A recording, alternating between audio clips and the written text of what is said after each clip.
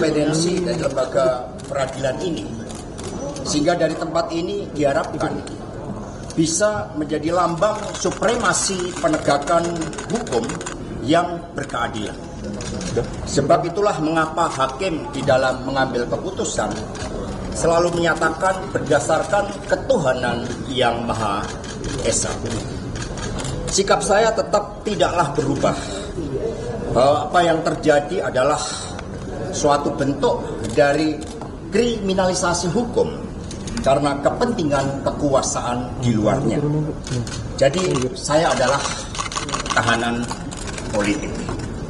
Saya sudah membaca dengan secermat-cermatnya terhadap surat dakwaan, dan hampir semuanya merupakan suatu produk daur ulang. Jadi semua merupakan produk daur ulang terhadap suatu perkara yang sudah memiliki kekuatan hukum tetap atau inkrah. Begitu banyak manipulasi fakta-fakta hukum, setidaknya minimum ada 20 keterangan yang sengaja dibuat berbeda antara dakwaan dengan keterangan saksi dan putusan pengadilan yang sudah inkrah. Perlu rekan-rekan pers ketahui bahwa proses P21 juga terlalu dipaksakan. Selaku tersangka, kami sudah mengajukan saksi yang meringankan. Namun saksi yang namanya sudah dikirimkan ke KPK ternyata tidak pernah diperiksa. Pada saat P21 saya juga sedang dalam keadaan sakit, radang tenggorokan dan kram perut akibat terlalu semangat berolahraga. Tetapi itu pun tetap dipaksakan, sehingga hak-hak sebagai terdakwa telah sengaja dilanggar, dan ini adalah suatu pelanggaran HAM yang sangat serius. Proses P21 di KPK rata-rata 120 hari, tetapi saya sengaja dikebut hanya kurang lebih 2 minggu. Mengapa? Sebab untuk menggugurkan proses pra-peradilan yang kedua. Persoalan yang saya hadapi juga tidak ada kerugian negara. Jadi tidak ada kerugian negara.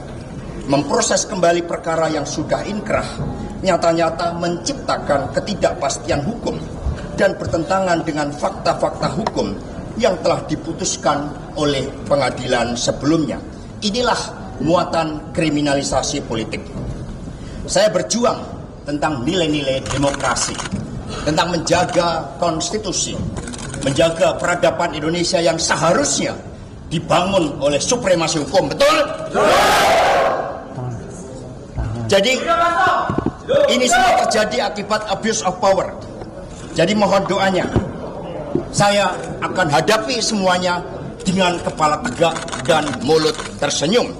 Karena proses daur ulang ini sangat kental dengan muatan politik. Terima kasih. Satyam Eva Jayate, Merdeka!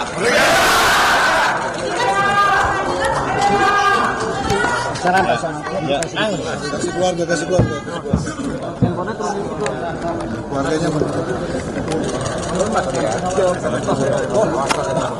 Terima kasih Bang. Sudah putih soalnya. Sudah. Ya.